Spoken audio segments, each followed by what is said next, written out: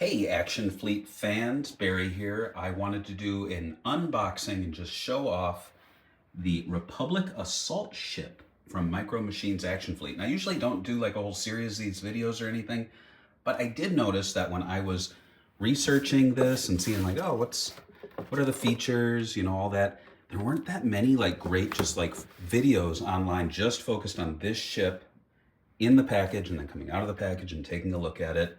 No offense to the guys who put videos up there, but man, that one guy took like 30 minutes just to remove a piece of plastic. But guess what? I'm gonna edit. I'm gonna do some editing, but let's take a look at the box first before we edit to the out of box shot. So this is at the tail end of the Action Fleet line. This is when they stopped embracing really what the line was all about, was like the little tiny figures and the features, like the action features and the ability to put characters in ships. And they never were to scale, but they never really did ships of this scale outside of maybe like the episode 1 line where they started doing the Trade Federation ship, which was huge. And this is huge too.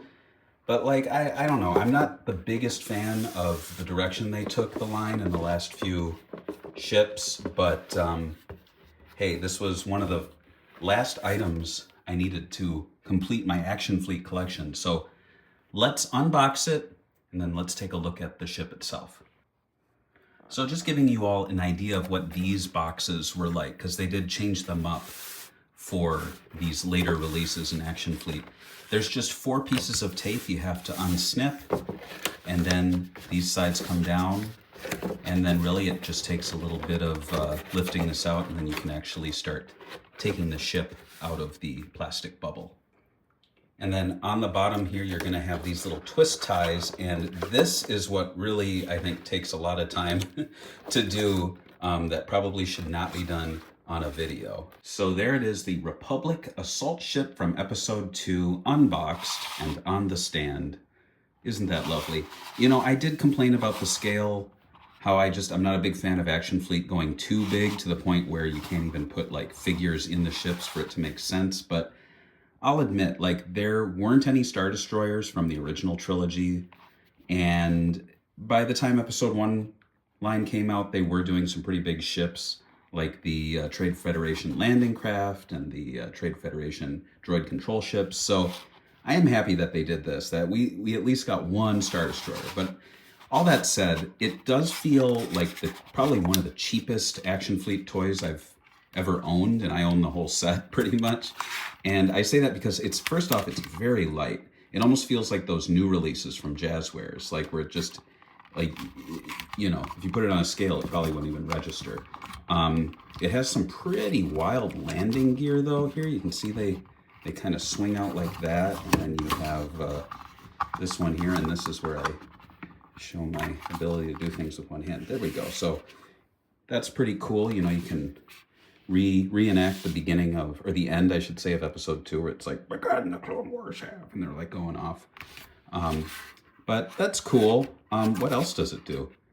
Like, see, that's where I'm like, oh yeah, I mean, it's basically the landing gear and then these real weird little, what do you call them? Docking or boarding ramps. And so you can see them there. They just kind of laid there, and there's 2 of them. I think you get the idea of what they look like though. And then this is very loose. It just kind of flips up into there. But that's about it. Like, there's nothing else to this ship. No features. Like, there's this whole area here that doesn't do a thing. Like, I think it would have been cool to have this lift off and you could maybe see the inside, or even just like humor us and give us like a little thing that lifts up and you can put like a character in there, even though it makes absolutely no sense. Here's the back though, the rocket boosters, or, I'm probably calling them the completely wrong things. But all that said, I do really love the detail on it. I do love that we finally did get a Star Destroyer, even if it's not from the original trilogy, in the Action Fleet line. It does round off my collection. And just a parting shot of the ship on the shelf with the other ships, that was really hard to say, from the episode 2 line. You can see the 5 of them here. And I'll do a larger collection video, but I just wanted to put this out there, a nice, clean HD video showing the unboxing and just some of the features of that specific ship that really hasn't had a proper YouTube video of its own. So I hope you enjoyed, and thanks for watching.